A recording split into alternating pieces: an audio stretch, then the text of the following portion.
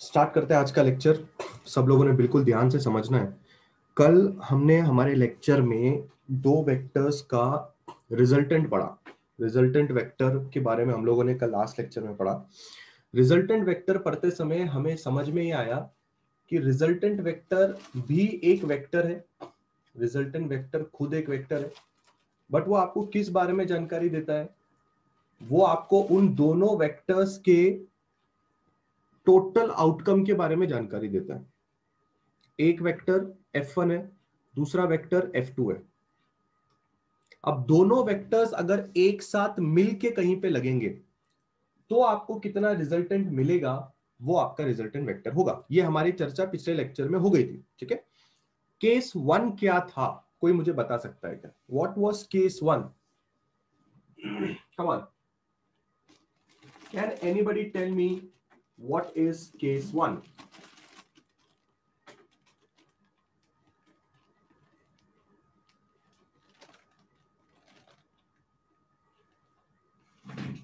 Come on come on come on.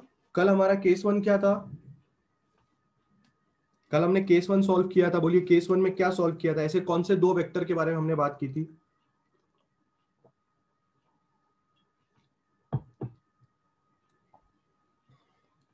बोलिए बोलिए बोलिए। टू वेक्टर्स कैसे होने चाहिए? कैसे होने चाहिए दोनों वेक्टर्स? कैसे होने चाहिए? हाँ, दोनों वेक्टर्स सेम डायरेक्शन में होने चाहिए। ये हमारा कौन सा केस था? ये हमारा कल का केस 1 था, बराबर है, ठीक है। आज हम लोग केस 2 देखने वाले हैं। केस 2 में हम लोग क्या देखने वाले हैं? केस 2, ठीक है। केस 2 में हम देखेंगे when two vectors are in opposite direction, ठीक है। कल के लेक्चर में हमने देखा कि अगर दो वेक्टर सेम डायरेक्शन में होंगे तो क्या होगा। आज के लेक्चर में हम देख रहे हैं कि अगर दो वेक्टर्स ऑपोजिट डायरेक्शन में होंगे तो क्या होगा, ठीक है। A very very simple thing. दो वेक्टर्स का ऑपोजिट डायरेक्शन में होने का मतलब ये होगा कि सपोज कीजिए आपके पास इस तरह से एक वेक्टर है जिसका नाम ए वेक्टर बराबर 10 यूनिट है, ठीक है। और आपके पास एक वेक्टर इधर है, इसका नाम बी वेक्टर बराबर 5 यूनिट्स है, ठीक है। अब आप इजीली देख सकते हैं कि ये वेक्टर का डायरेक्शन और ये वेक्टर का डायरेक्शन दोनों एक दूसरे के डायरेक्शन के ऑपोजिट है। और अगर हमें कोई ये बोलता है कि find the resultant of A vector and B vector, अगर कोई हमें ये बोलता है कि ए वेक्टर और बी वेक्टर का रिजल्टेंट हमें फाइंड करना है, तो आपको क्या चीज याद रखनी है? When two vectors are in opposite direction, अगर कोई दो वेक्टर्स ऑपोजिट डायरेक्शन में हैं, then to find the resultant vector, we can subtract them.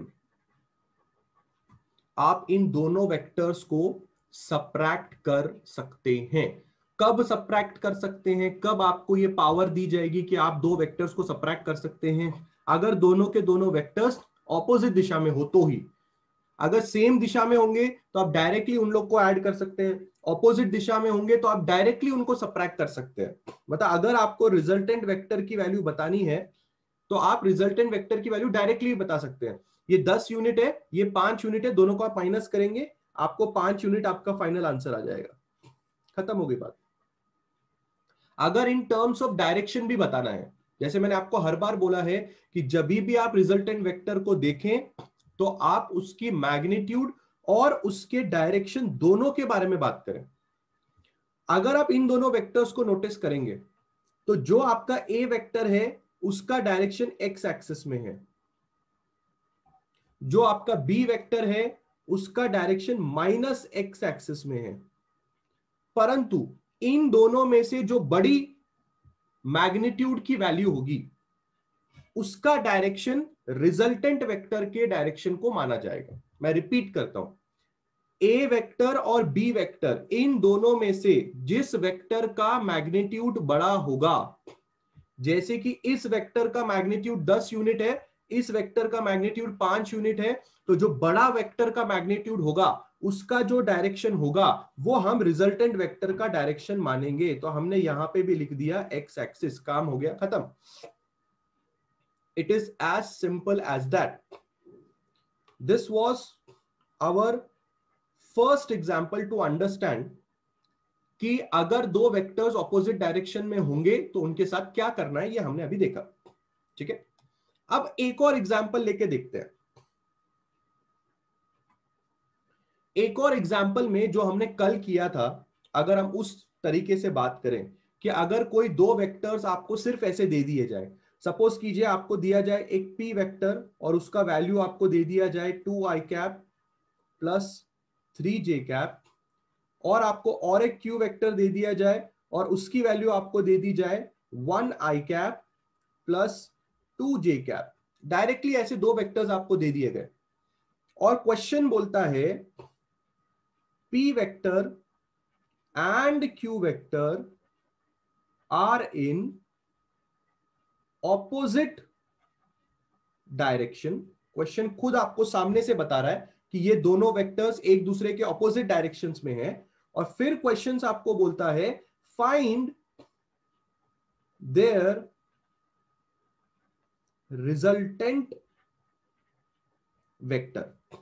अब आपको पता है, मैंने पिछले लेक्चर में आपको सिखाया, जाते जाते भी हम लोग ने एक चीज की, अगर आपको याद आएगा तो, अगर आपको याद आएगा तो पहले इसका मैग्नीट्यूड निकालो, फिर इसका मैग्नीट्यूड निकालो, फिर दोनों को एक दूसरे से सबट्रैक्ट करो, फाइनल आंसर आपको रिजल्टेंट मिल जाएगा, राइट। बट क्यों ना हम सेकेंड वाला मेथड फॉलो करें जो हमने जाने से जस्ट 5 मिनट पहले सीखा था, अगर आपको याद आएगा तो। सबसे पहले हम लोग क्या करेंगे, हम लोग लिखेंगे resultant vector is actually p vector minus q vector equal to, directly minus करो। जब आप इसको डायरेक्टली माइनस करोगे तो आपको आएगा 2i cap plus 3j cap minus i cap minus 2j cap equal to, 2i cap में से माइनस i कैप हो जाएगा, i कैप बचेगा, 3i कैप में से 2j कैप माइनस हो, 3j कैप में से 2j कैप माइनस हो जाएगा, प्लस j कैप बचेगा। ये आपका रिजल्टेंट वेक्टर हो गया। अब अगर आप इसका मैग्नीट्यूड निकालना चाहते हैं तो वो भी निकाल सकते हैं। मैग्नीट्यूड का फॉर्मूला भी हमें पता है, i के साथ 1 का स्क्वायर है, j के साथ भी 1 का स्क्वायर आपने लिख देना है क्योंकि वैल्यू 1 है, तो ये हो जाएगा अंडर रूट ऑफ 1 प्लस 1 यानी कि अंडर ऑफ रूट 2 यानी कि 1.414।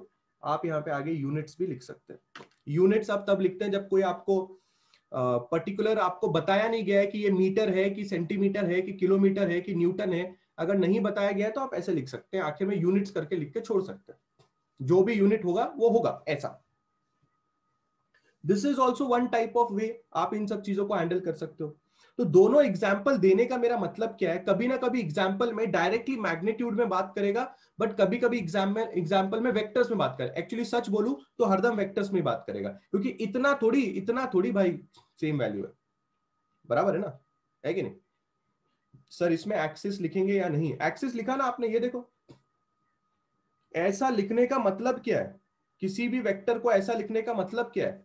पहली बात तो आपने पिछला लेक्चर अगर ध्यान से देखा होगा तो आपको समझ में आएगा कि ये बंदा x और y दोनों में है और ये वाला बंदा भी x और y दोनों में है, पर दोनों सेम डायरेक्शन में है। अगर आपको बात समझ में, सेम डायरेक्शन बोल रहा हूं, ऑपोजिट डायरेक्शन में। अगर मुझे इन दोनों वेक्टर्स को आपको डिपिक्ट करके दिखाना है तो पिछला लेक्चर याद कीजिए, ये आपका एक्स वाई एक्सिस हो गया।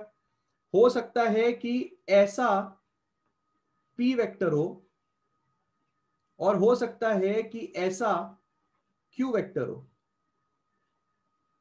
तो आप बिल्कुल ध्यान से देख सकते हैं q वेक्टर और p वेक्टर दोनों के दोनों ऑपोजिट डायरेक्शंस में जा रहे हैं। आई होप पिछला लेक्चर आपने पढ़ा तो आपको याद आएगा कि ऐसा लिखने का मतलब क्या है। अब जब मैंने ये वाला एग्जाम्पल लिया तब मैं स्पेसिफिकली ये बात कर रहा था कि ये प्लस एक्स में है, ये माइनस एक्स में, खत्म हो गई बात।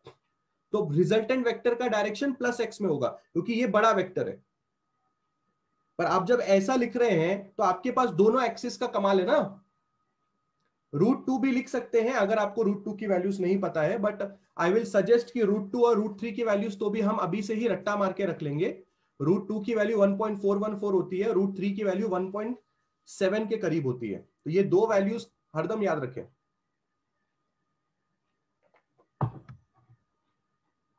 Is the first page clear? Yes, 1.732। Is the first page clear? क्या थोड़ा बहुत आइडिया आ रहा है कि अगर दो वेक्टर्स आपको ऑपोजिट डायरेक्शन में दिखाई देंगे तो आपने क्या करना है? जल्दी जल्दी बोलिए। I hope everybody's are out of their beds.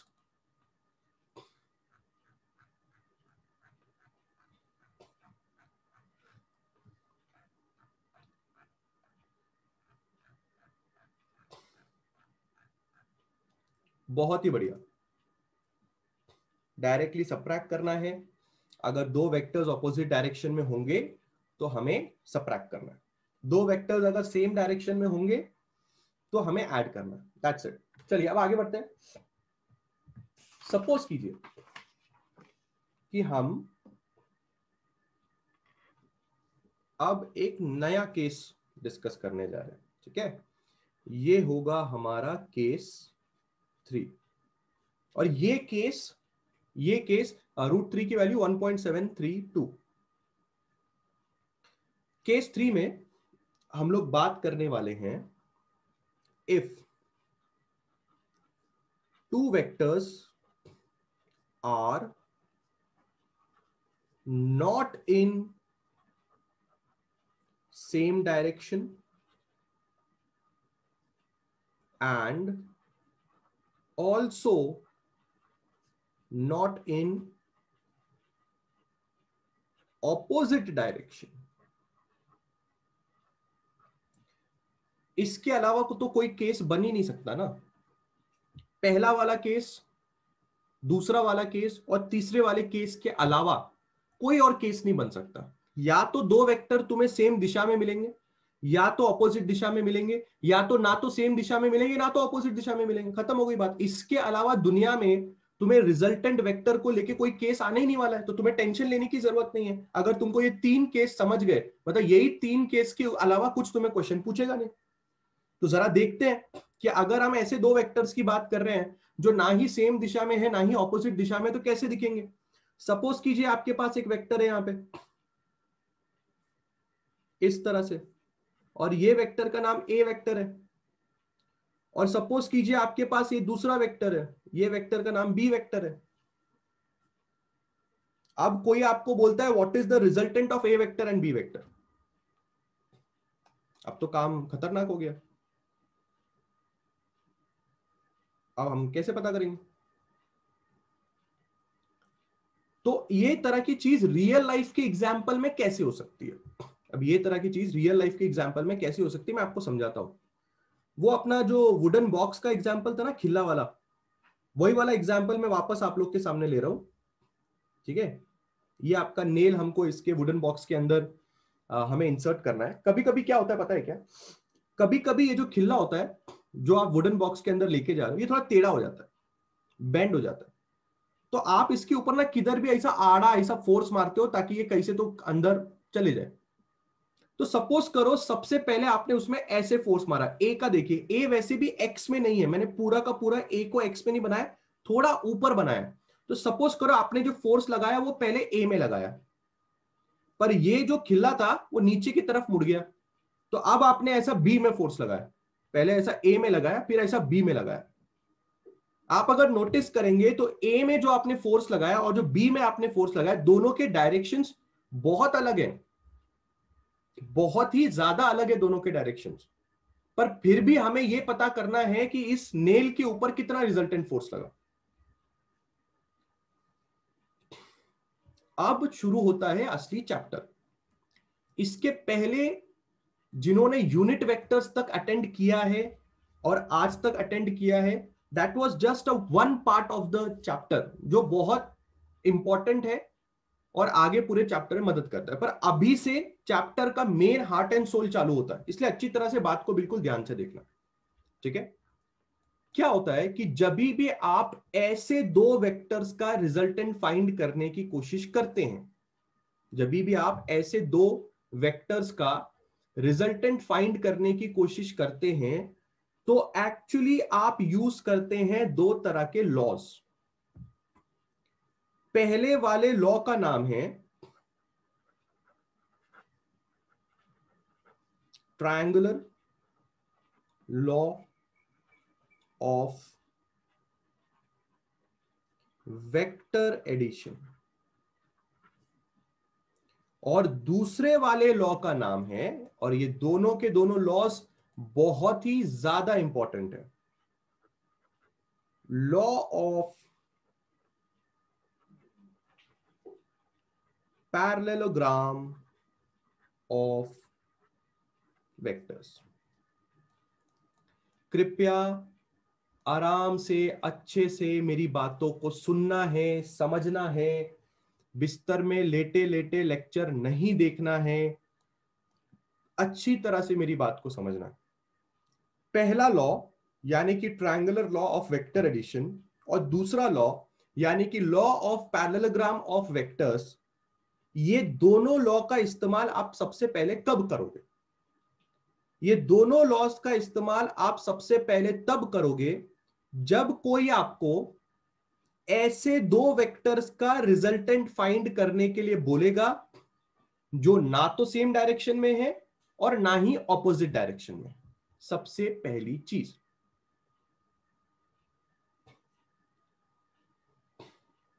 क्या हम इन दोनों लॉस का इस्तेमाल फर्स्ट केस और सेकंड केस में भी कर सकते हैं? यानी कि जब फर्स्ट केस हम लोग ने पढ़ा दो vectors in the same direction and दो vectors in the opposite direction, क्या तभी भी कर सकते हैं? कर सकते हैं, बट फिलहाल के लिए वो बाद में आपको दिखाऊंगा करके कि ये लॉ की मदद से पहले दो केसेस भी कैसे सॉल्व कर सकते हैं, वो भी दिखाऊंगा। पर फिलहाल के लिए अगर आपके दिमाग में एक सवाल आता है कि ये लॉ मैं कब इस्तेमाल करूंगा, क्योंकि पहला केस और दूसरा केस को सॉल्व करने के लिए आपको एक लॉ की जरूरत पड़ेगी, मुझे ऐसा नहीं लगता। वो सिंपल है, ऐड करो, सबट्रैक्ट करो, काम खत्म करो। बट ये लॉ हर जगह पे लगता है। अगर दो वेक्टर सेम डायरेक्शन में हो, दो वेक्टर ऑपोजिट डायरेक्शन में हो, दो वेक्टर ना तो सेम डायरेक्शन में ना तो ऑपोजिट डायरेक्शन में हो, सब जगह लगता है। पर फिलहाल हम लोग ऐसा समझेंगे, हमारे अभी दिमाग को ज्यादा त्रास नहीं देना हम लोगों को कि ये दो लोगों का इस्तेमाल मैं तब करूंगा जब दो वेक्टर्स ना तो सेम डायरेक्शन में है ना तो ऑपोजिट डायरेक्शन में। बहुत ही बढ़िया, पहली चीज हमें यह समझ में आई। फर्स्ट थिंग, हम ये दोनों लॉज का use resultant vector of two vectors bracket में not in same slash opposite direction, हम ये दोनों लॉस का use resultant vector of two vectors not in same slash opposite direction find करने के लिए करेंगे। ये पहला पॉइंट सब लोग के दिमाग में लिख लो, और पेज नंबर 2 बहुत ज्यादा इंपॉर्टेंट है, इसके अच्छी तरह से सुनना। आई होप पहली वाली चीज सब लोग के दिमाग में क्लियर है। दूसरी वाली चीज बिल्कुल ध्यान से समझना, दूसरा वाला पॉइंट बिल्कुल ध्यान से समझना। ये दोनों लॉज के फॉर्मूला एग्जैक्टली सेम हैं। जो खुशखबरी है यहां पे वो ये है कि इन दोनों लॉस के जो फॉर्मूला यूज करना है हम लोगों को इन दोनों लॉस का, वो एग्जैक्टली सेम है। कोई फर्क नहीं है दोनों के फॉर्मूलेज में। किसी भी वेक्टर का रिजल्टेंट, अगर किसी भी दो वेक्टर का रिजल्टेंट अगर आपने निकालना है, by using triangular law of vector addition और by using a parallelogram law of vector. अभी तक से बात भी नहीं की हमने triangular law of vector addition क्या होता है और parallelogram law of vector addition क्या, बात भी नहीं की है। उसके पहले ही उनकी जन्म कुंडली देख रहे हैं ताकि जब हम लोग इनको पढ़े तो आपको त्रास ना हो। Triangular law of vector addition का फॉर्मूला यूज करो या पैरेललोग्राम लॉ का फॉर्मूला यूज करो, दोनों के फॉर्मूले एग्जैक्टली सेम है। ये दोनों लॉस के फॉर्मूला एग्जैक्टली सेम है। अब आपके दिमाग में एक डाउट भी आ सकता है कि सर अगर दोनों लॉस के फॉर्मूले एग्जैक्टली सेम है तो पढ़ा क्यों रहेगा अलग अलग, एक ही पढ़ाओ ना, कुछ ना कुछ तो डिफरेंट होगा। फॉर्मूला सेम है पर शायद कुछ डिफरेंट होता है, वो हम लोग जब लॉ पढ़ेंगे तब हमें समझ में आएगा। ये दोनों लॉस का फॉर्मूला एग्जैक्टली सेम है। क्या फॉर्मूला है वो भी लिख देता हूं मैं। R is equal to under root of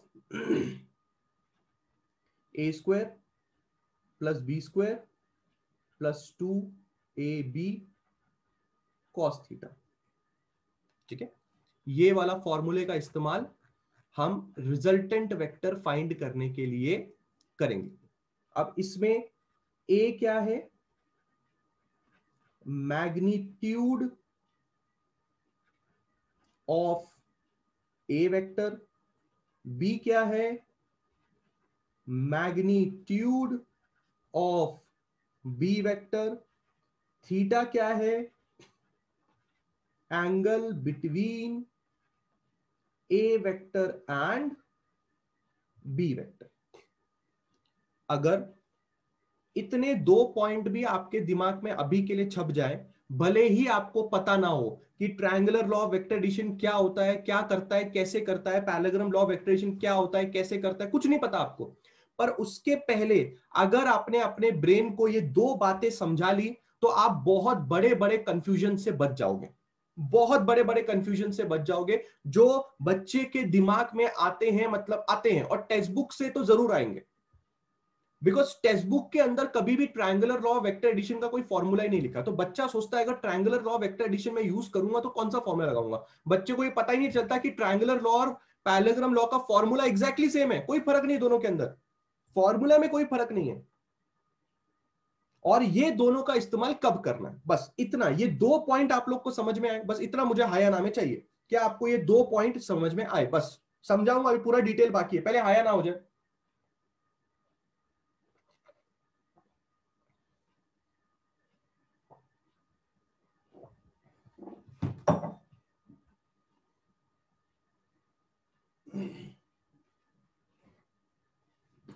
बहुत ही बढ़िया, बहुत ही बढ़िया। चलिए अब आगे बढ़ रहे हैं। ठीक है, अब क्या करेंगे, अब हम लोग पेज नंबर 3 में जब जा रहे हैं तो पेज नंबर 3 में हमें सबसे पहले यह ज्ञान लेना पड़ेगा कि triangular law of vector addition होता क्या है। तो सबसे पहले हम लोग जो हेडिंग डाल रहे हैं वो हेडिंग है triangular law of vector addition. अच्छी तरह से समझना, तुम्हें पहले से ही ये पता है कि triangular law of vector addition का इस्तेमाल कब होता है, तुम्हें पहले से ये पता है कि triangular law of vector addition का फॉर्मूला क्या है। डेरिवेशन करने वाले, डोंट टेक टेंशन, डेरिवेशन करेंगे पैरेललोग्राम के अंदर, फॉर्मूले का डेरिवेशन करके आपको दिखाऊंगा। पर दो बातें जब तक दिमाग में नहीं रखोगे तब तक काम नहीं होने वाला। आ रही सबको बात समझ में। अब जरा हम triangular law of vector addition का जो डेफिनेशन है, जो टेक्स्ट बुक इसका डेफिनेशन देते हैं, वो हम पढ़ने जा रहे हैं। ठीक है, बिल्कुल ध्यान से देखेंगे सब लोग। हाँ जी, यहां पे है हमारे triangular law of vector addition का डेफिनेशन, अंग्रेजी में लिखा हुआ है, टेंशन नहीं लेना है, अंग्रेजी में है पर फिर भी हमें पढ़ना है। अब वो सेम का सेम डेफिनेशन मैं नोटबुक में लिखूंगा तो 10 मिनट चले जाएंगे, इसलिए हम टेक्स्ट बुक से ही देख लेते हैं। ठीक है, चलिए सब लोग का ध्यान, मैं आपको बताता हूं डेफिनेशन कहां लिखा हुआ है। हाँ अब थोड़ा बढ़िया है, जूमिंग थोड़ा बढ़िया हो गया, बहुत ही बढ़िया। अब बिल्कुल ध्यान से देखना, यहां से लेके यहां तक पढ़ना है, तो सब लोग को मेरे साथ रहना है। मैं पढ़ूंगा, पहले मैं खाली पढ़ूंगा, धीरे धीरे आपको समझाऊंगा। If two vectors are describing the same physical quantity, wow, मुझे ये बात बहुत अच्छी समझ में आई, क्योंकि ये बात मैं पिछले 2-3 लेक्चर से गला फाड़ फाड़ के समझ रहा हूं। सेम फिजिकल क्वांटिटी होना बहुत जरूरी है। अगर मैं 2 फोर्स वेक्टर को ऐड कर रहा हूं तो दोनों फोर्स वेक्टर होंगे तभी तो ऐड कर रहा हूं। अगर 2 अपोजिट वेक्टर है, दोनों के दोनों सेम फिजिकल क्वांटिटी को बिलोंग करते हैं, तभी तो रिजल्टेंट फाइंड कर रहा हूं। मैं मास और फोर्स का रिजल्टेंट फाइंड नहीं कर सकता ना, दोनों अलग अलग फिजिकल क्वांटिटीज है। सेम डायरेक्शन में हो, ऑपोजिट डायरेक्शन में हो, या ना तो सेम डायरेक्शन ना तो ऑपोजिट डायरेक्शन में हो, कोई भी उल्टी सिल्टी आर्बिट्री डायरेक्शन में हो, पर एक बात तो बहुत ही कंफर्म है कि वो सेम फिजिकल क्वांटिटी को बिलोंग करनी चाहिए। तो हमें ये पॉइंट लिखना चाहिए, सेम फिजिकल क्वांटिटी होनी चाहिए। आगे हम लोग बढ़ रहे हैं, ठीक है, आगे हम लोग बढ़ रहे हैं। रितेश, ऑयल और वाटर इसलिए ऐड नहीं हो सकते क्योंकि उनकी डेंसिटीज अलग हैं, बराबर। इसलिए ऑयल जो होता है वो पानी के ऊपर फ्लोट करता है। तो ये एग्जांपल आप ले सकते हैं, क्योंकि ऑयल एक दूसरा फिजिकल क्वांटिटी हो गया, मतलब दूसरा एक क्वांटिटी हो गया, और वाटर एक दूसरा हो गया। उनके केमिकल कॉम्पोजिशंस भी अलग अलग होंगे। If two vectors are describing the same physical quantity are represented, हमें उनको रिप्रेजेंट करना है in magnitude and direction by the two sides of a triangle taken in order। बहुत ही बढ़िया, यहां से लेके यहां तक हमें समझना पड़ेगा। दूसरा पॉइंट ये है, represent the two vectors in magnitude and direction of two sides of a triangle taken in order। अब इस स्टेटमेंट का मतलब क्या है? क्या मतलब है स्टेटमेंट का, जरा बिल्कुल ध्यान से समझेंगे। अभी थोड़ी देर पहले मैंने एग्जांपल लिए थे 2 वेक्टर के, वापस वही 2 वेक्टर्स हम लोग ले लेते हैं। सपोज कीजिए ये ए वेक्टर है, सपोज कीजिए ये बी वेक्टर। आपको क्या करना है, आपको ए वेक्टर को और आपको बी वेक्टर को ऐसा रिप्रेजेंट करना है, ऐसा मानना है कि वो ट्रायंगल के 2 साइड्स हैं।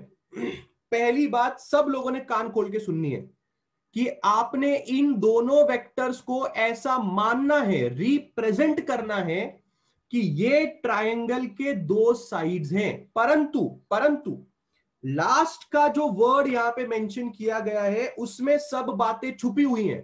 ये बात एक बच्चे को भी समझ में आएंगी कि ठीक है ना, इन लोगों को ट्रायंगल के 2 साइड मानने हैं, परंतु लास्ट वाला वर्ड जो है वो सबसे important, taken in order. Taken in order, इसका क्या मतलब हुआ, समझाता हूं, बिल्कुल ध्यान से देखें। सपोज कीजिए कि आप इसको पहला वेक्टर मानते हैं और आप इसको दूसरा वेक्टर मानते हैं। इन दोनों को अगर ट्रायंगल के 2 साइड जैसा बनाना है तो आपको क्या करना पड़ेगा, आप सबसे पहले ए वेक्टर को ऐसा लिखें, बनाएं, बी वेक्टर को उठाएं और बी वेक्टर को आप इस तरह से यहां पे ज्वाइन कराएं। बिल्कुल ध्यान से देखें, इस बी वेक्टर को उठा के मैंने ए वेक्टर के साथ ज्वाइन किया, पर ज्वाइन करने का तरीका देखिए, ज्वाइन करने का तरीका देखिए।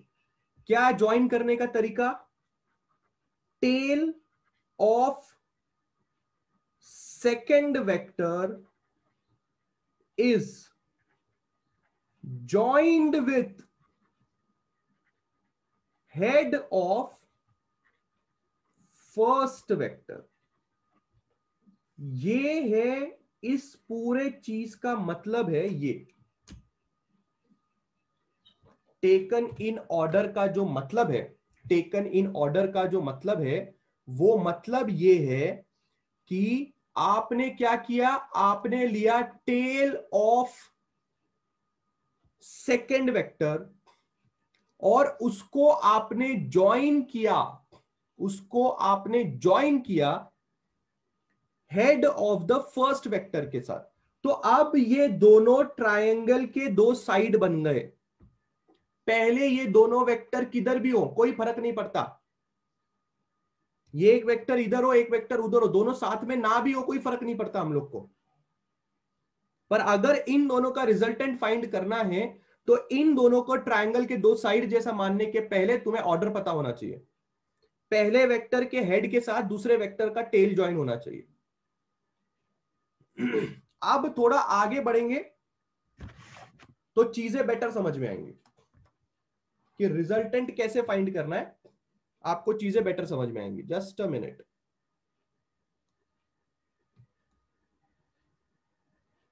हाँ जी, अब हम कहां तक पहुंचे? अब हम पहुंचे टेकन इन ऑर्डर तक। ठीक है, टेकन इन ऑर्डर कर दिया, आगे क्या? Then their resultant is represented in magnitude and direction by the third side of the triangle drawn in the opposite sense from the starting point of the first vector to the end point of the second vector। मतलब यहां से लेके यहां तक आपको resultant vector कैसे draw करना है उसके बारे में जानकारी देता है। रिजल्टेंट वेक्टर ड्रॉ करने का तरीका बहुत सिंपल है। पहले वेक्टर का टेल पकड़ो, एक वेक्टर ड्रॉ करो दूसरे वेक्टर के हेड तक, और ये बन गया आपका रिजल्टेंट वेक्टर, और ये एंगल हो जाएगा आपका थीटा, जो भी एंगल आप बात कर रहे हैं। बोलिए, थोड़ा समझा? मैं ये नहीं बोलता कि आपको पूरा का पूरा समझा, थोड़ा थोड़ा। Triangular law of vector addition का सिर्फ और सिर्फ हमें डायरेक्शन देखना है। सिर्फ और सिर्फ हमें क्या देखना है? डायरेक्शन देखना है। डायरेक्शन का मतलब क्या देखना है मैं आपको समझाता हूं। डायरेक्शन का मतलब क्या देखना है मैं आपको समझाता हूं। डायरेक्शन का मतलब यह है कि आपने ये नोटिस करनी है, आपने ये बात ये नोटिस करनी है कि अगर ए वेक्टर उधर देख रहा है, सबसे पहली चीज आपने क्या नोटिस करनी है? अगर ए वेक्टर उधर देख रहा है तो जब आप ये डायग्राम बनाने की कोशिश करोगे तभी भी ए वेक्टर उधर ही देखना चाहिए। You can not change a direction of a vector. एक और इंपॉर्टेंट पॉइंट, जो तीसरा इंपॉर्टेंट पॉइंट है वो ये है कि a vector can be displaced anywhere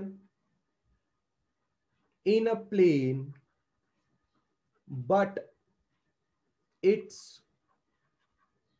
direction should remain same। मेरी तीसरी पॉइंट की जो मैंने बात लिखी है, आप लोगों ने बहुत ही अच्छे से उस तीसरे पॉइंट की बात को समझना है। वो बहुत ही इंपॉर्टेंट है और बहुत ही ज्यादा इंपॉर्टेंट है। मैंने क्या लिखा है बिल्कुल ध्यान से देखें। A vector can be displaced anywhere in a plane. Displaced का मतलब क्या है कि अगर ये बी वेक्टर है, आप इसको प्लेन में कहीं पे भी लेके जा सकते हो, किधर भी घुमाओ कुछ भी फर्क नहीं पड़ता, पर इसका डायरेक्शन चेंज नहीं होना चाहिए। अगर ये बी वेक्टर यहां देख रहा है और आप इसको यहां लेके आ गए या ए वेक्टर के साथ लेके आ गए तो भी कोई आपको कुछ नहीं बोलने वाला है, अलाउड है, you can do this. But do you notice, अभी जिस तरफ बी वेक्टर देख रहा था अभी भी बी वेक्टर उसी तरफ देख रहा है।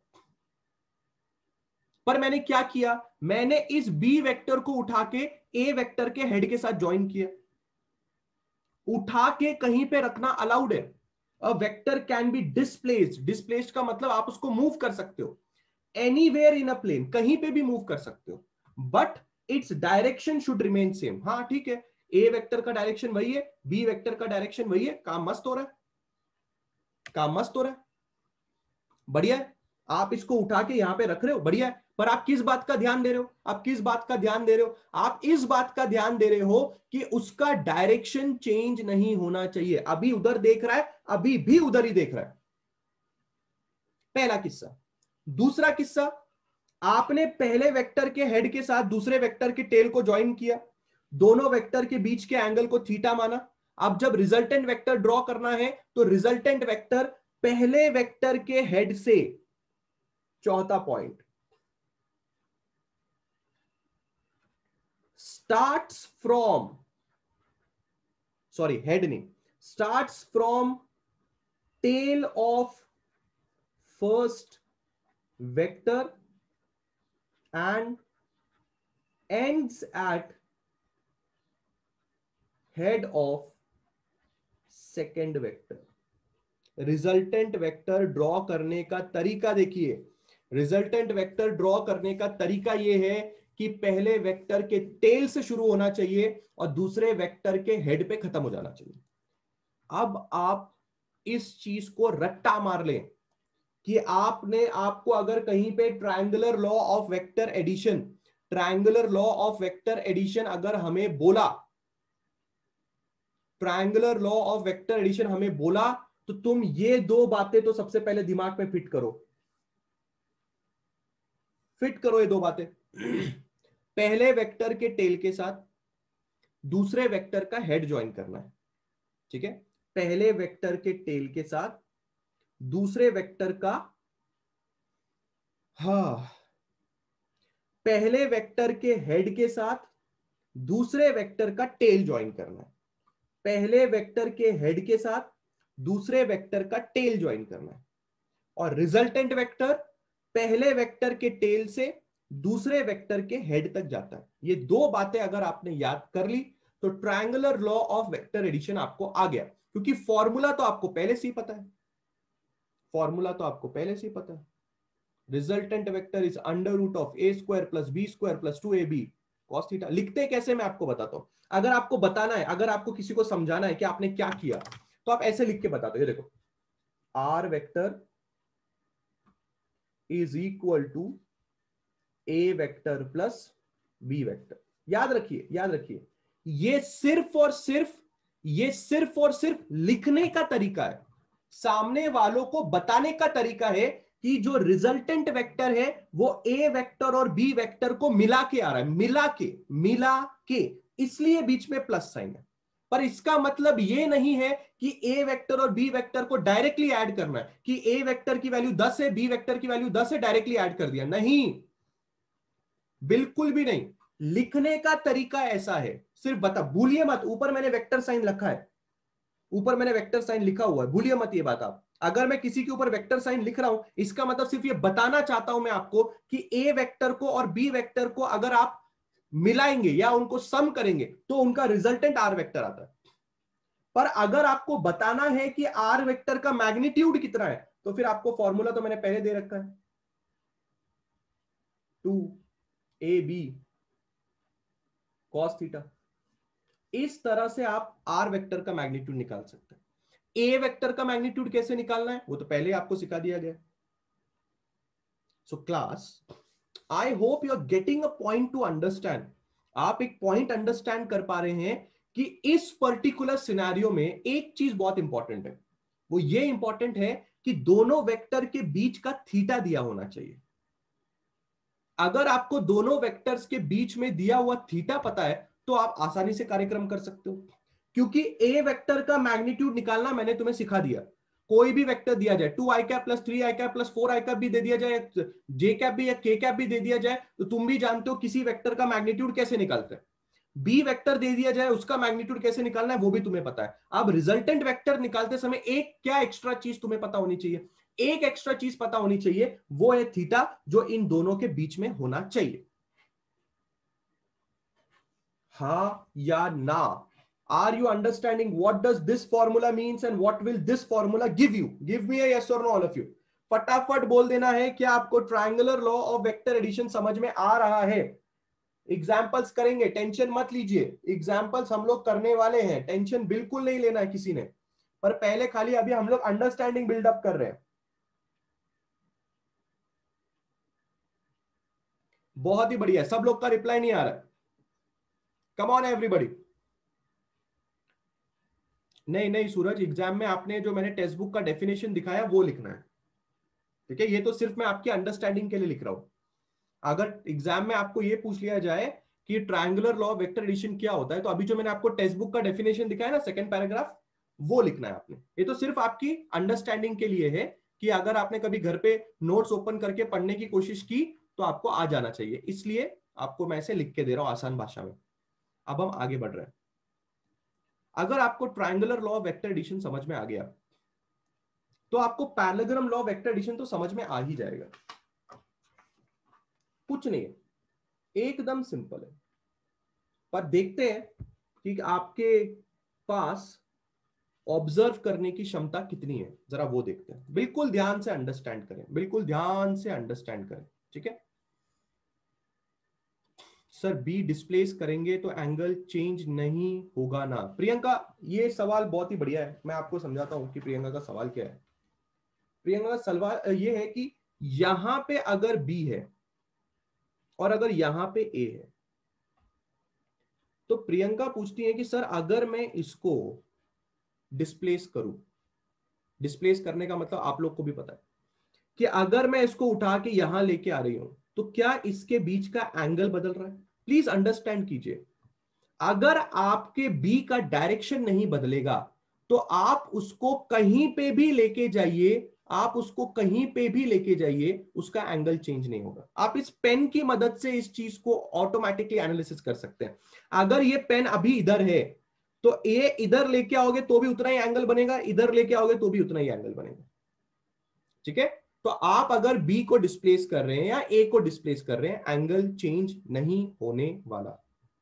आई होप एवरीबडी इज क्लियर। मुझे ये बताना चाहिए था। Thanks for the doubt.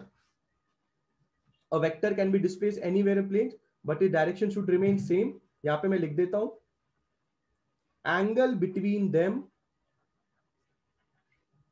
Will not change, ठीक है। ये पॉइंट मैंने यहां पे मेंशन कर दिया।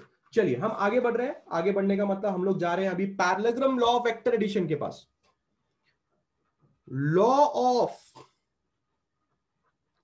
Parallelogram of vectors. I hope everybody has seen a parallelogram. Everybody has seen a parallelogram. But हमें तो स्टेटमेंट पढ़ना पड़ेगा, क्योंकि पैरेललोग्राम अगर हमें समझना है, law of parallelogram, law of vector addition समझना, स्टेटमेंट पढ़ना पड़ेगा। और मैं आपसे बार बार कह रहा हूं, मैं देखना चाहता हूं कि आपका ऑब्जर्वेशन स्किल कितना कड़क है। वेट कीजिए, पढ़ते हैं। If two vectors of the same type, मुझे ऐसा लगता है कि यह बात triangular law of vector addition में भी लिखी गई थी।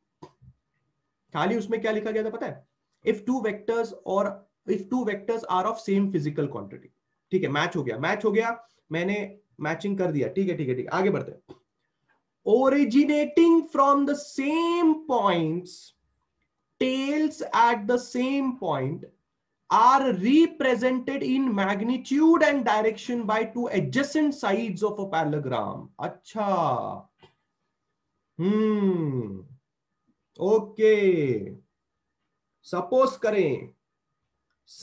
करें यहां पे एक वेक्टर है, उनका नाम P वेक्टर है।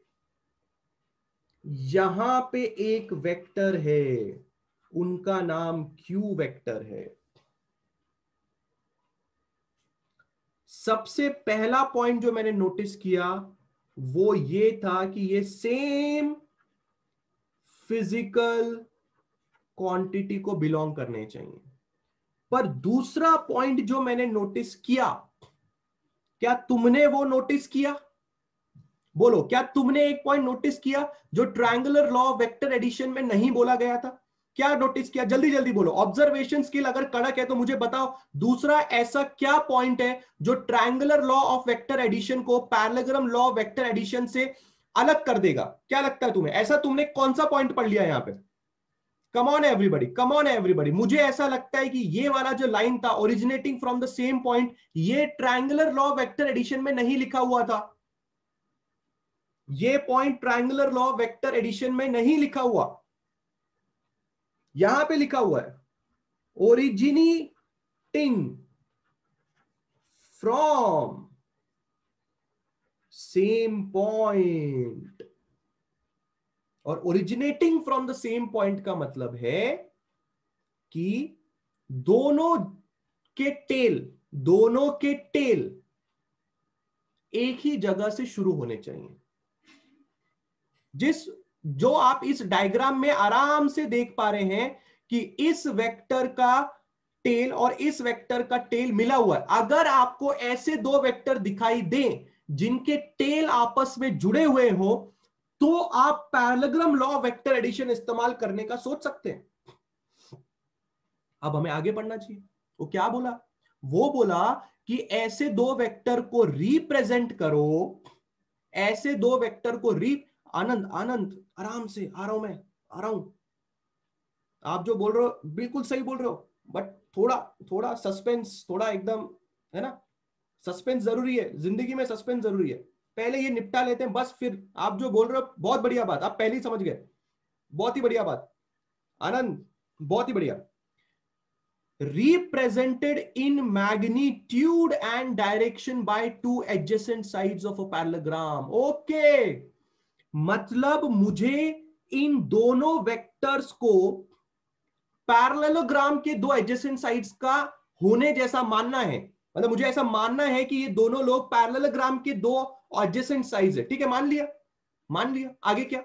Then their resultant vector is given in magnitude and direction by the diagonal of the parallelogram starting from the same point. अच्छा भैया, मेरे को तो आ गया है समझ में।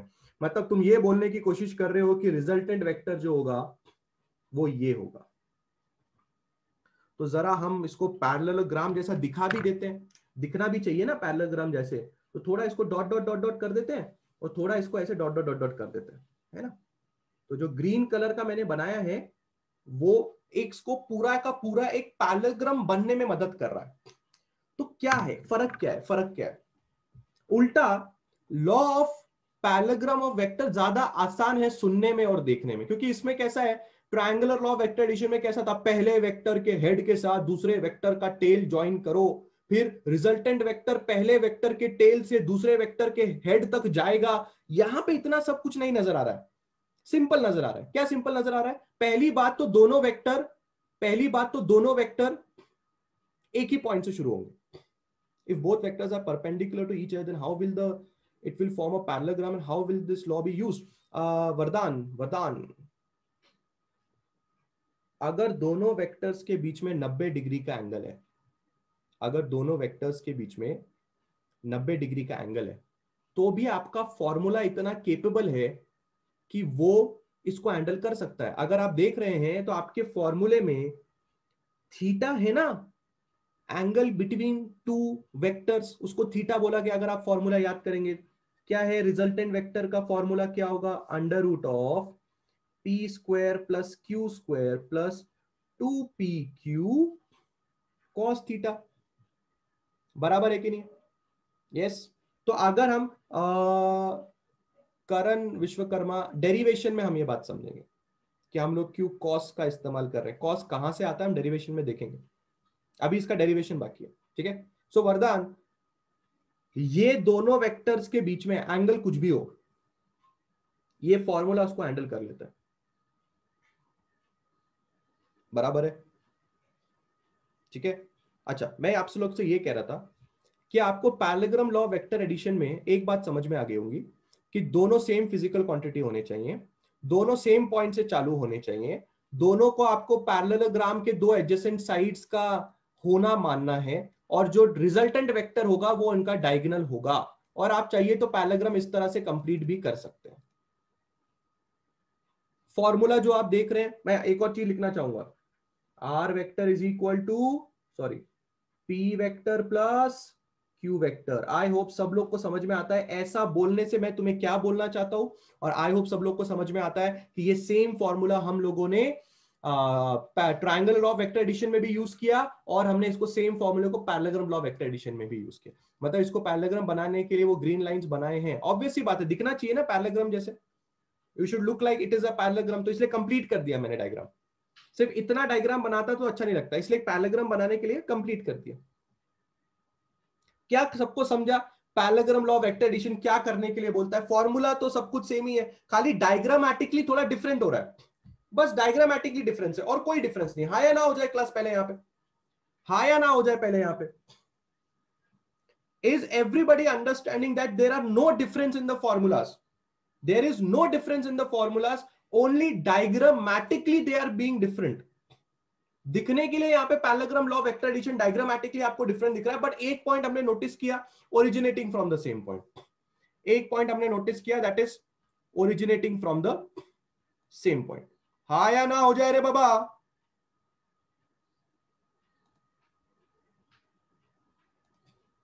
बहुत ही बढ़िया, बहुत ही बढ़िया. परंतु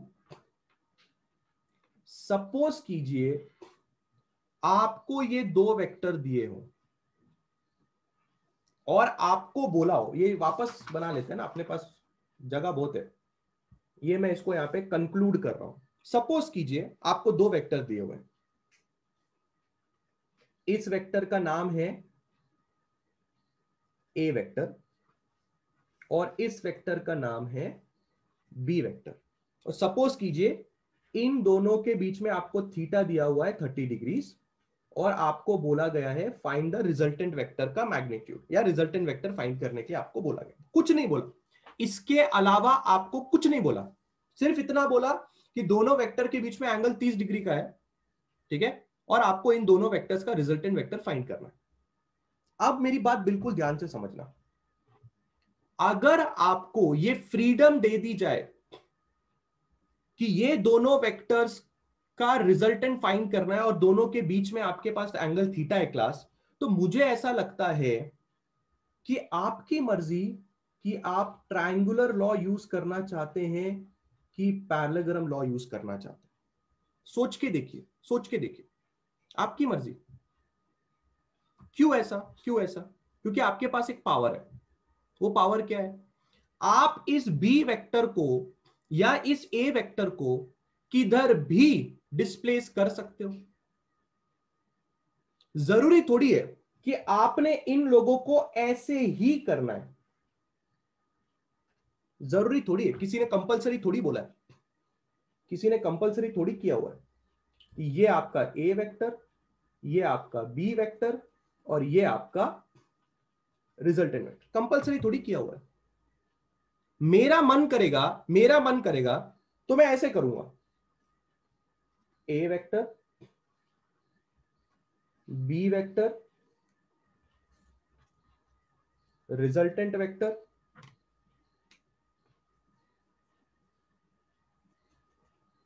ये आपका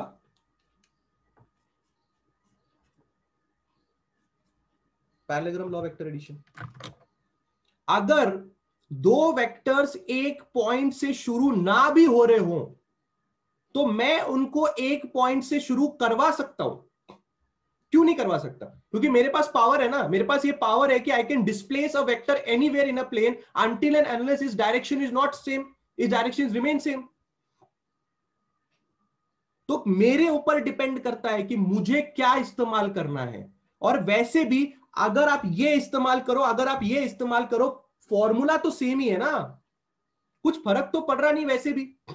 पर डायग्रामेटिकली भी ये पावर आपके पास है कि आपको डायग्राम ऐसे बनाना है कि ऐसे बनाना है, आपको जो ठीक लगे आप करो.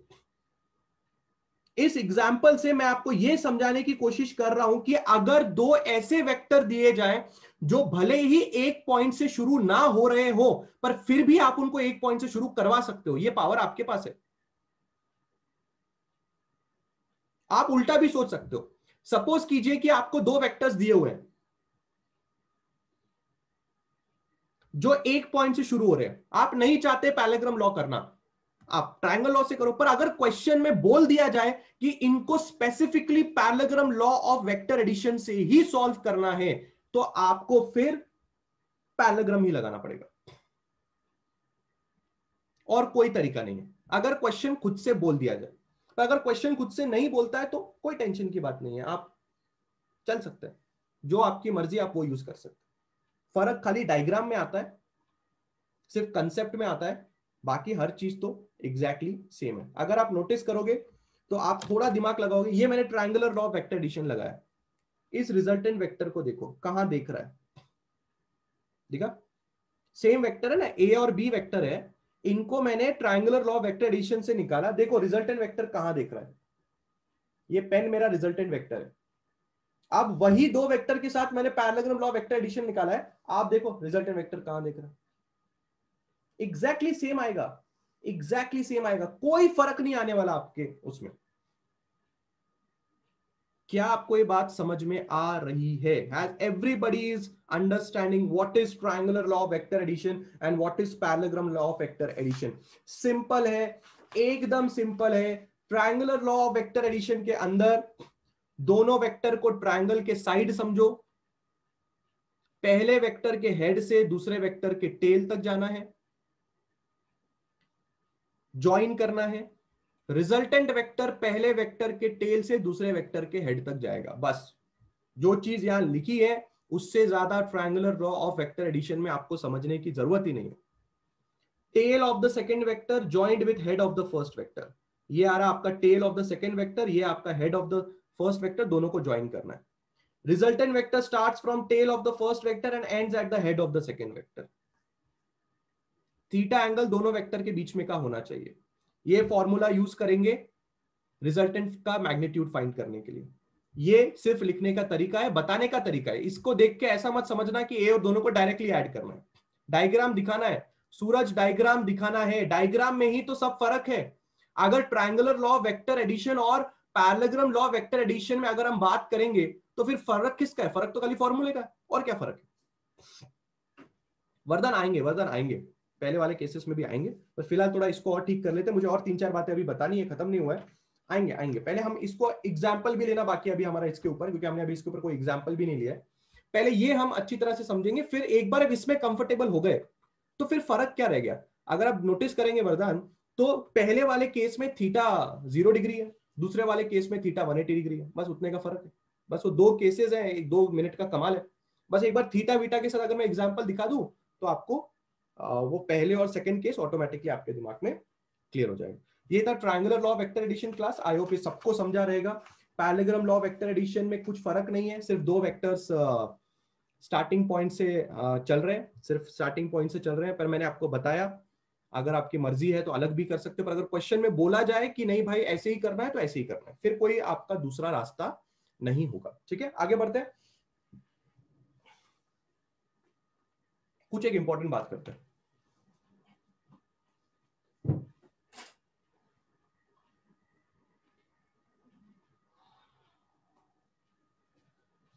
बहुत ही बढ़िया।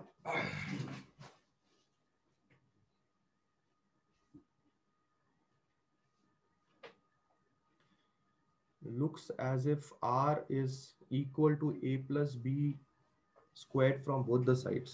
अच्छा हाँ हाँ वैसा ही है, a plus b तो होल स्क्वायर का ही फॉर्मूला है, a square plus b square plus 2ab cos theta, वही फॉर्मूला है।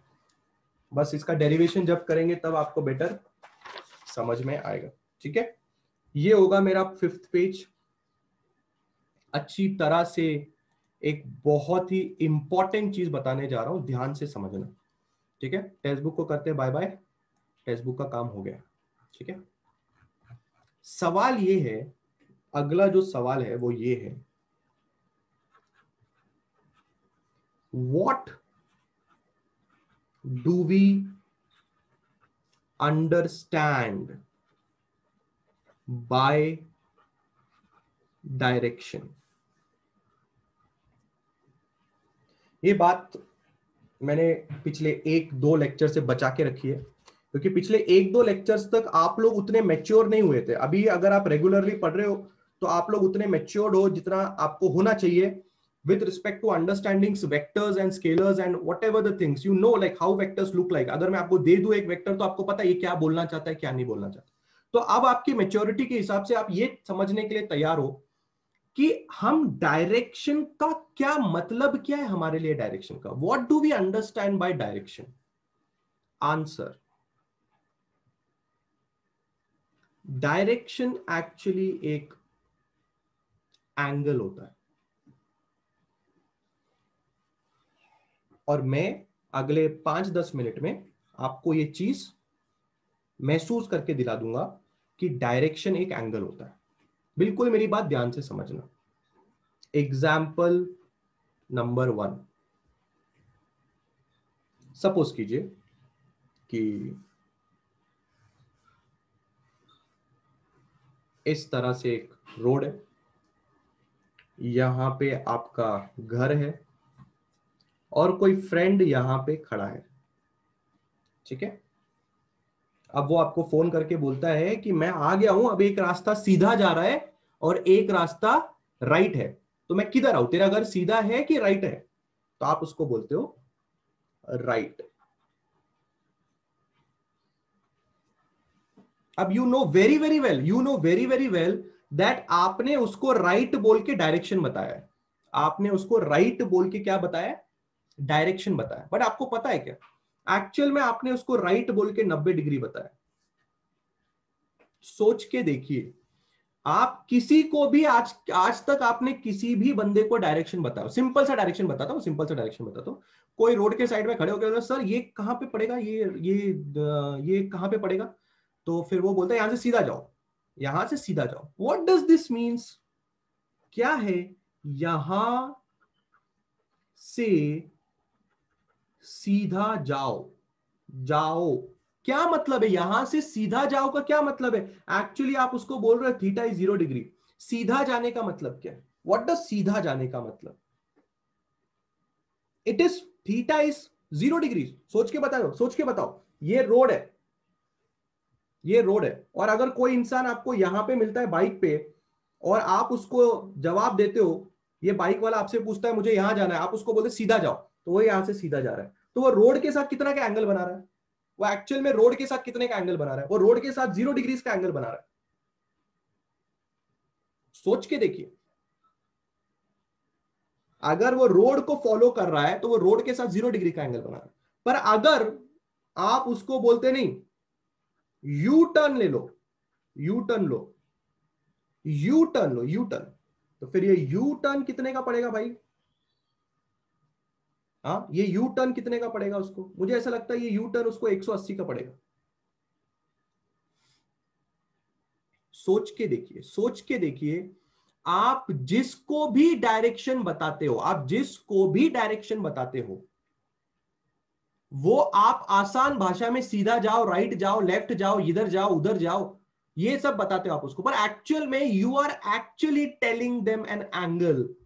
बस रियल लाइफ में उस एंगल की कोई स्पेसिफिक वैल्यू नहीं है, कोई स्पेसिफिक वैल्यू नहीं। राइट मतलब हमारे लिए 90 डिग्री हो गया, 0 डिग्री मतलब सीधा जाओ गया, उल्टा जाने का मतलब 180 डिग्री हो गया, सीधा, सब कुछ सीधा है, पर कोई स्पेसिफिक वैल्यू नहीं है। पर इतना तो है कि डायरेक्शन का मतलब एंगल है। ये बात आपको समझनी पड़ेगी, और ये 3 एग्जाम्पल से क्या आपको ये बात समझ रही है कि एक्चुअल में डायरेक्शन एक एंगल होता है? हाँ या ना? बोलिए, बोलिए, क्या आपको ये बात का समझ आ रहा है कि दुनिया में जो भी आप लोगों को डायरेक्शन बताते हो, कुछ इधर है, कुछ उधर है, कुछ ऐसा है, कुछ वैसा है, ये सब एक्चुअली एक एंगल बता रहे हो, आप सब लोग एक एंगल बता रहे हैं।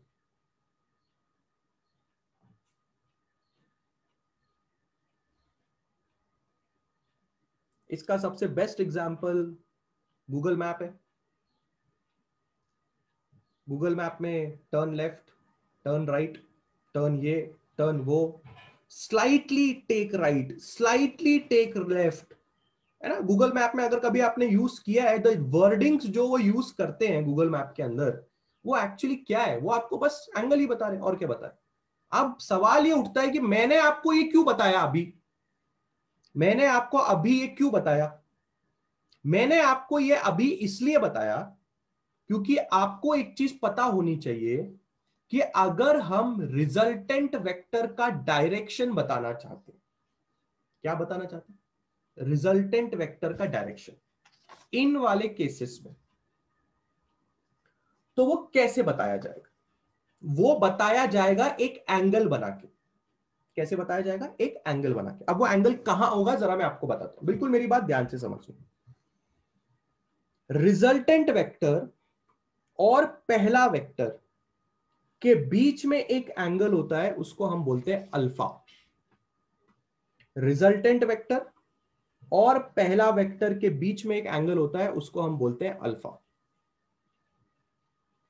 ये जो अल्फा एंगल है, ये वो अल्फा एंगल है जो आपको रिजल्टेंट वेक्टर का डायरेक्शन देगा, परंतु किसके रिस्पेक्ट में देगा?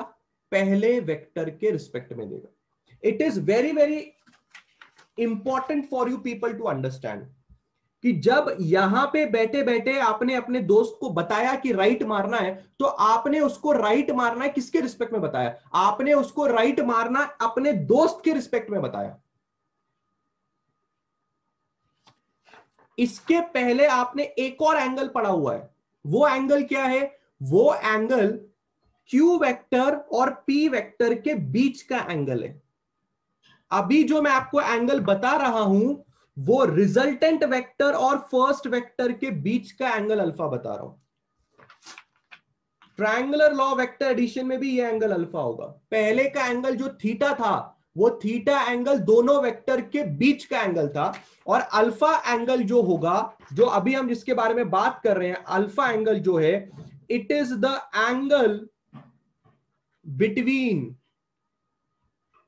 resultant vector and first vector.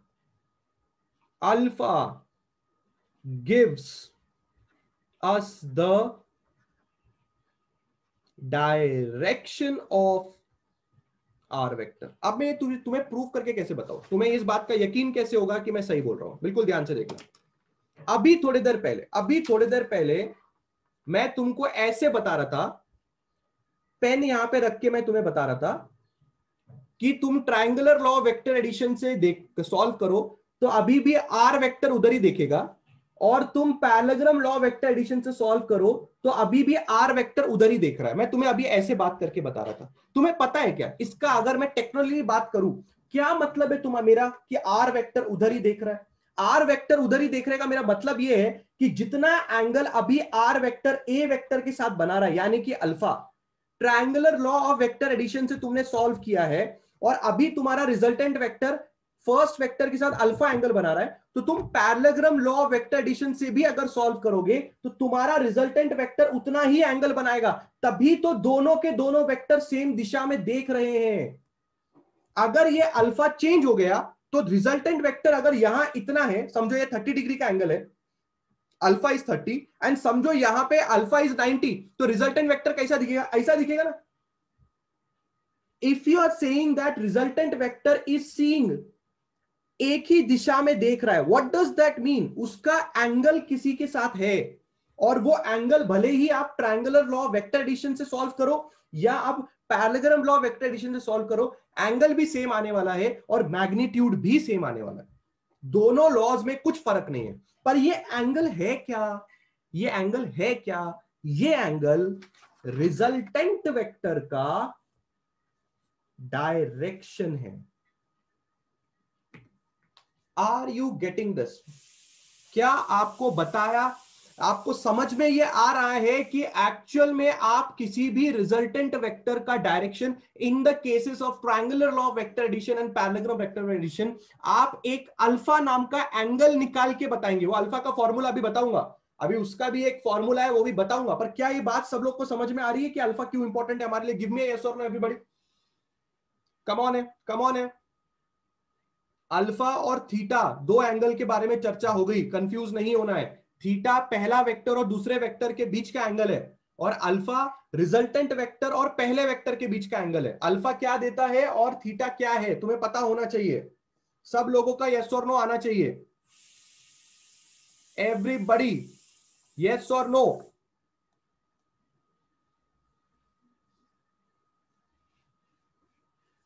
बहुत ही बढ़िया, बहुत ही बढ़िया है, बहुत ही बढ़िया। यस आई नो कि हमें इस पर्टिकुलर टॉपिक के ऊपर न्यूमेरिकल सॉल्व करने चाहिए, पर अभी तक से आप लोग उसके लिए अभी तैयार नहीं हो। पर फिर भी जो छोटे छोटे न्यूमेरिकल्स हैं उन पे तो हमें धावा बोलना ही चाहिए, ताकि थोड़ा बहुत तो कॉन्फिडेंस आए। तो चलिए हम लोग जाते हैं हमारे एक्सरसाइज के ऊपर, और हम लोग ट्राई करते हैं सेकेंड वाला न्यूमेरिकल। ठीक है, थीटा लिख दिया ना भक्ति? थीटा सबसे पहले लिखा है। थीटा लिखा है ना, ये देखिए,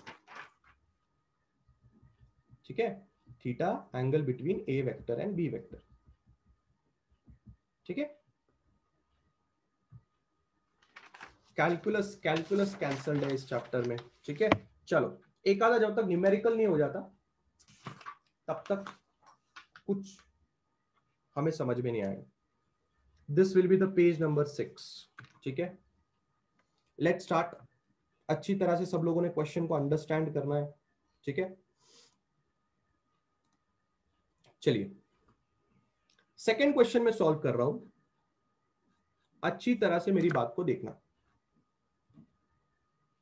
v1 वेक्टर आपको दिया हुआ है, उसके बारे में वो बोलता है 3i cap, search if the statement direction are opposite is not given, that means that the direction of both the factors are now same. Let's see पहला वेक्टर, दूसरा वेक्टर, खत्म। क्या बोला? Determine the magnitude of v vector plus v2 vector. समझो, उसने तुम्हें यहां पे ये नहीं बताया कि तुम्हें क्या करना है क्या नहीं, पर उसने तुम्हें बताया है, उसने तुम्हें बताया। क्वेश्चन अगर ध्यान से समझोगे तो वो तुम्हें डायरेक्टली बता रहा है क्या करना है। वो तुम्हें बोल रहा है v1 वेक्टर को डायरेक्टली ऐड करो v2 वेक्टर के साथ और मुझे इसका मैग्नीट्यूड बताओ।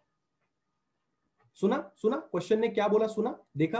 क्या उसने मेंशन किया both vectors are in same direction? नहीं। क्या उसने मेंशन किया both vectors are opposite direction? नहीं। क्या उसने तुम्हें बोला कि both vectors are not in same direction, not in opposite? कुछ नहीं बोलता। वो तुम्हें बोलता है तुम दिमाग खर्चा मत करो, मैं क्वेश्चन बनाने वाला इंसान हूं, तुम खाली v1 वेक्टर को v2 वेक्टर के साथ ऐड कर दो और उसका मैग्नीट्यूड मुझे बता दो। पर मुझे पता है ना, मैं स्टूडेंट हूं, मुझे पता है कि तुम मुझे v1 वेक्टर को v2 वेक्टर के साथ ऐड करने के लिए बोल रहे हो। इसका मतलब मैं जानता हूं कि ये दोनों वेक्टर एक दूसरे को पैरेलल है। तुम भले ही डायरेक्टली नहीं बोल रहे हो, इनडायरेक्टली बोल रहे हो कि इन दोनों को ऐड कर दो, पर मुझे पता है ना कि दो वेक्टर को तभी ऐसे डायरेक्टली ऐड किया जा सकता है जब दोनों वेक्टर्स एक दूसरे के साथ पैरेलल हो। ये मेरी जानकारी है, पर ठीक है, तुम मुझे नहीं बता रहे, मुझे कोई फर्क नहीं पड़ता, मुझे नॉलेज है, मैं डायरेक्टली लिखूंगा 3i cap plus 4j cap plus k cap, plus sign के साथ मैं लिखूंगा i cap minus j cap minus k cap. Directly add करूंगा मैं दोनों को। अब क्या है, 3i कैप में से अगर i कैप ऐड होगा तो 4i कैप आएगा, 4j कैप में से एक j कैप चले गया प्लस 3j कैप आएगा, k कैप में से माइनस k कैप वैसे भी कैंसिल हो रहा है। तो तुम जो बोल रहे थे ना v1 vector plus v2 vector, उसका मैंने वेक्टर निकाल लिया है। पर तुम मुझे चाहते हो कि तुम v1 प्लस v2 वेक्टर का मैग्नीट्यूड पूछ रहे हो ना मेरे से। ठीक है, मुझे मैग्नीट्यूड निकालना भी आता है। v1 vector plus v2 vector का magnitude will be under root of 4 का स्क्वायर प्लस 3 का स्क्वायर। 4 का स्क्वायर 16 होता है, 3 का स्क्वायर 9 होता है, 16 में 9 25 होता है और रूट 25 5 होता है, और वही तो आंसर होता है। खत्म, खत्म, सिंपल एंड स्वीट। बोलो, आया कुछ समझ में? क्या यही एग्जाम्पल तुम्हें रेगुलर लेक्चर में नहीं दिया? सेम एग्जाम्पल रेगुलर लेक्चर में दिया, बस खत्म हो गई बात, खत्म हो गई बात। Resultant vector will always be positive. Resultant vector का मैग्नीट्यूड हरदम पॉजिटिव रहेगा, क्योंकि ब्रैकेट के अंदर, स्क्वायर रूट के अंदर स्क्वायर किया जा रहा है।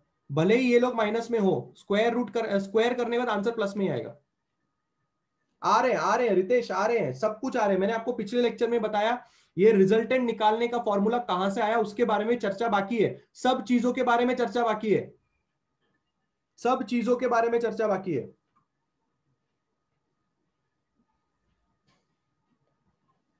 हाँ या ना, हाँ या ना? क्लियर? अब नीचे वाला एग्जाम्पल भी हम लोग कर सकते हैं। We can do this example, but देखिए उसमें क्या बोल रहा है, direction of v1 and v2।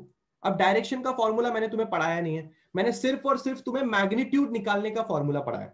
तो सिर्फ मैग्नीट्यूड कैलकुलेट कर लेते हैं। डायरेक्शन का फॉर्मूला निकालना जब मैं तुम्हें पढ़ाऊंगा तब हम उसमें ध्यान देंगे। ठीक है, अभी सिर्फ और सिर्फ हम मैग्नीट्यूड कैलकुलेट कर लेते हैं। तो सिर्फ और सिर्फ मैग्नीट्यूड कैसे कैलकुलेट होगा, ये होगा हमारा तीसरा example. Again it's very very simple. जो v1 वेक्टर है वो 2i कैप है, -3j कैप है। जो v2 वेक्टर है वो -6i कैप है, +5j कैप है। वो बोलता है दोनों का v1 + v2 निकालो। ठीक है भाई, v1 vector plus v2 vector will be 2i cap -3j cap -6i cap +5j cap. 2i cap में 6i कैप करोगे कितना आएगा आपके पास, -4i कैप। 3i कैप और 5i कैप में +2j कैप। ये आपका v1 vector plus v2 vector आ गया। 6 में से 2 गया, बचा 4, -6 था इसलिए -4i कैप लिखा। 5 में से 3 गया, बचा 2, पर 5 बड़ा नंबर है उसका साइन लिख लिया। पर वो चाहता है कि आप मैग्नीट्यूड फाइंड करो, तो लो भाई मैग्नीट्यूड, √ऑफ -4 का स्क्वायर प्लस 2 का स्क्वायर। 4 का स्क्वायर 16, 2 का स्क्वायर 4, √20 यानी कि 2√5, matching with the final answer. अरे भाई लोग कुछ समझ रहा है क्या, हाँ या ना? इजी है भाई, इजी है। डायरेक्शन निकालना अभी समझाऊंगा। अभी नेक्स्ट लेक्चर में धड़ाधड़ डेरिवेशन ही करने हम लोगों ने। आज पिछले 2-3 लेक्चर से सिर्फ कंसेप्ट बिल्डिंग चल रहा था, सिर्फ कंसेप्ट बिल्डिंग चल रहा है। बिकॉज आपको जब तक कंसेप्ट नहीं समझ में आएगा, मैं कितना भी आपको डेरिवेशन करवा लूं, कितना भी मैं कुछ करवा लूं, आपको कुछ नहीं समझ में आएगा। कंसेप्ट जरूरी है, आपके दिमाग का कंसेप्ट जरूरी है। फॉर्मूला कैसे आया वो हम अभी डिराइव करके देख लेंगे, उसका टेंशन मत लीजिए आप लोग। हाँ या ना हो जाए, हाँ या ना हो जाए? yes yes Vardhan, absolutely correct. y/x is the formula, tan inverse y/x is the formula, absolutely correct. But समझेंगे, समझना बहुत जरूरी है हमारे लिए। बढ़िया था। फिर आज का लेक्चर बहुत बढ़िया था। आज हम लोगों ने triangular law of vector addition निपटा दिया, आज हम लोगों ने parallelogram law of vector addition निपटा दिया। ठीक है, तो आज हम लोग को फिर अच्छे से ये चैप्टर के जो भी मैं अभी शीट्स भेजूंगा ग्रुप पे, ठीक है, आप लोग ने अच्छे से देखने हैं। नेक्स्ट लेक्चर में जब आएंगे तो रेडी रहिए, next lecture pure derivative lecture होने वाला है। हम लोग पैरेललोग्राम लॉ वेक्टर एडिशन का भी हम लोग सॉल्यूशन निकालेंगे। फिर ये जो रिजल्टेंट वेक्टर निकालने का जो मैं फॉर्मूला देता हूं ना, √, ये मैग्नीट्यूड निकालने का, ये फॉर्मूला कैसे आया उसके बारे में हम चर्चा करेंगे। डायरेक्शन कैसे निकालना है उसके भी चर्चा करेंगे। ट्रायंगुलर लॉ वेक्टर एडिशन से डायरेक्शन कैसे निकालना है उसके बारे में भी चर्चा करेंगे। सबके बारे में चर्चा होगी नेक्स्ट लेक्चर में, यानी कि कल। So do attend the next lecture. I hope you understood today's lecture. ठीक है, चलो class, bye all of you, take care, bye, take care, bye bye bye bye. Time पे आना है, मैं नोटिस कर रहा हूं बहुत सारे लोग 6 साढ़े 6 तक एंट्री मार रहे हैं। मीटिंग लॉक कर दूंगा, एंट्री भी नहीं मार पाओगे लेक्चर में। तुम्हारे मन मर्जी जैसा मत करो। 6 बजे का टाइम है, मैं 5 मिनट वेट करता हूं सिर्फ। कोई बंदा अगली बार से मीटिंग लॉक कर दूंगा, 6:05 के बाद कोई मीटिंग में ज्वाइन नहीं कर पाएगा। पहले बोल के रख रहा हूं, ज्वाइन करना होगा तो पहले करेगा वरना नहीं कर पाएगा, पहले बोल के रख रहा हूं मैं। चलिए बाय।